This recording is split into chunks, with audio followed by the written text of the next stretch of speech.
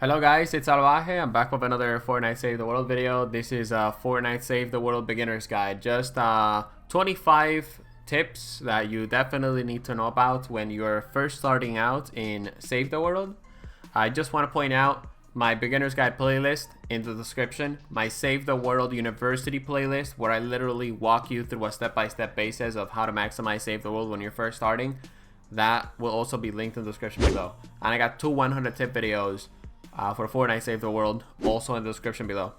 So let's get started. Tip number one, when you first start out in Save the World, make sure that you guys play on public.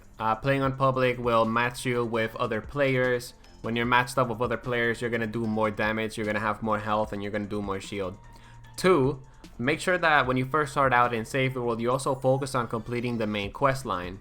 The quest line is going to tell you to complete specific game modes, get specific quest items, and completing the main quest line is going to give you the ability to level up heroes, survivors, weapons, etc, etc.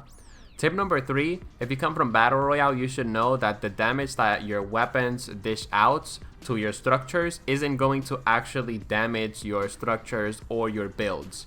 The only thing that is going to damage your builds is your pickaxe. Tip number four, when you're in the tutorial mission as well as the beginner mission and just the first couple of missions in Save the World, you don't really need to craft any weapons. The base weapons that you have should be able to help you guys out. Tip number five, make sure that you're looting everything that you see in Fortnite Save the World. You don't have to extremely go crazy on this tip, but looting things that are on your way as you make yourself to the objective or as you collect blue glow is going to help you out in the long term because it's going to give you the crafting materials that you need to craft specific weapons. Tip number six, the number that the husk have on top of their heads represents their power level. So if a husk has the number 2 above its head, that means it's a power level 2 husk. And if you're a power level 4 player, or if you're playing on public and your power level is like 10, yeah, that means you're going to be doing a ton of damage to those husks. Tip number 7, when you first complete your Storm Shield Defense 1, you're going to get 2 white survivors. If you open up Llamas, however, or you get survivors in any other way, those survivors are going to be added to your survivor squads. Now, you need to understand that the survivors are going to be added to your survivor squads automatically due to this option called autofill. If you don't want to learn the basics of survivor squads, I recommend that you leave autofill turned on. But the best way to maximize your power level in Fortnite Save the World is to turn off autofill. Alright, and if you want an in-depth survivor squads guide and tip video updated for 2019 and also made with longevity in mind, check out the description below. Tip number 8, the number next to the lightning symbol represents your power level. Now your power level represents how much health you're going to have, how many shields you're going to have, how much damage you're going to be providing, and how much damage your abilities as well as your traps are going to be providing to the husk. Your account level, which is at the top right side of the UI, just represents the actual level that you have on your account. You want to be leveling up your account level because as you increase your account level, you're going to get access to extra upgrades like extra backpack slots, specific gadgets that you can use later in the game, etc, etc. Tip number 9, you can't repair weapons in Fortnite Save the World. You actually have to craft weapons after they break in Save the World. Number 10, you're probably going to get a couple of free upgrade llamas when you first get Save the World. Now, upgrade llamas are going to be giving you access to heroes, weapons, and survivors. If you have a blue hero from an upgrade llama, definitely make sure that you equip that. Or if you happen to have a legendary hero in your inventory, also make sure to equip the legendary hero. Because the legendary hero is going to have a 20 power level, which means he's going to have a ton of health. The lower the rarity of the hero, the less health and the less shields they are going to have, by the way.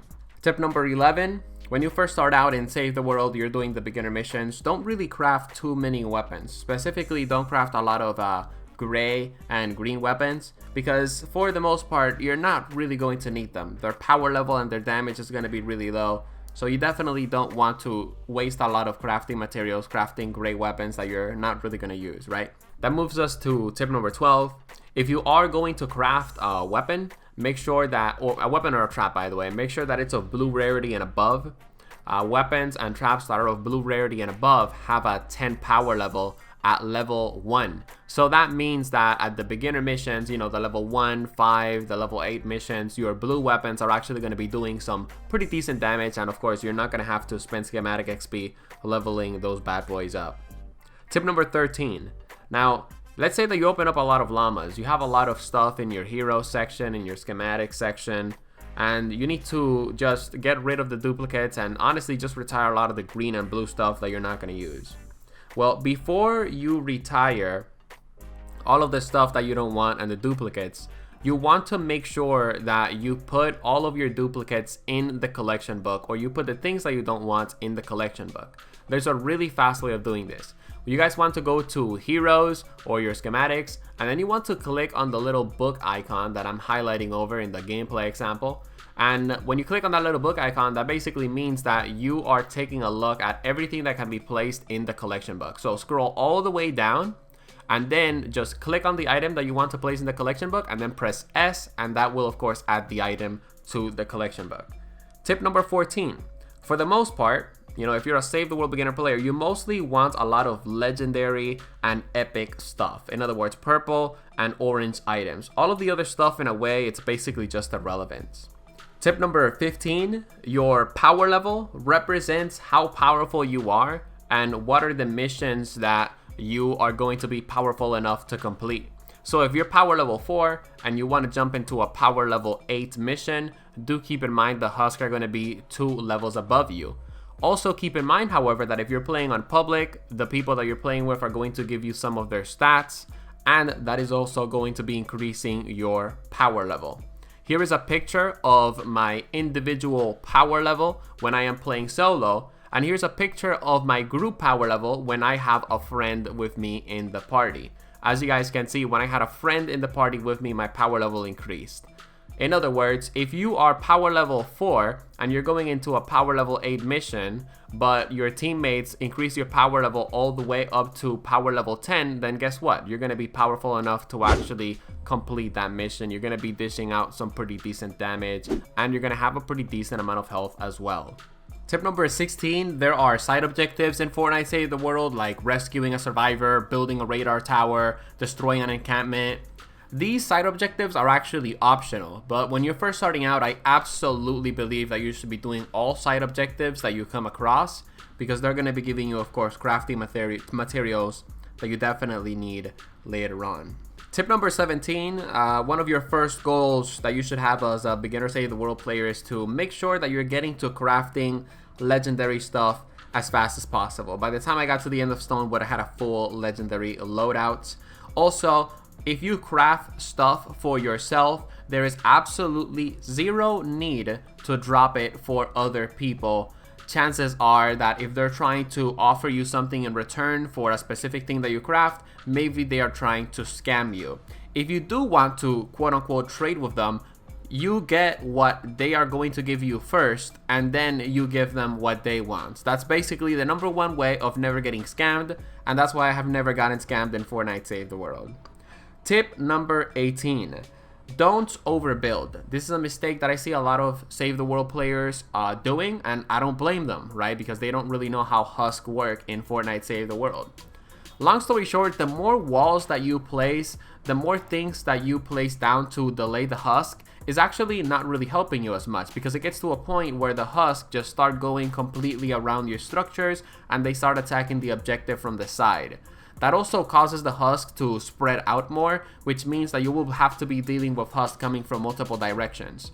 Ideally, you want the Husk to be coming from 2 to 3 locations so that you can actually manage it. Tip number 19, let's talk about X-ray llamas. Should you be purchasing upgrade llamas or any X-ray llama when you first start out in Fortnite Save the World? Not really. And if you want more information on X-ray llamas, feel free to subscribe, because I'm going to be making a video really soon that sort of breaks down X-ray llamas and the information that you should know if you're a beginner Save the World player.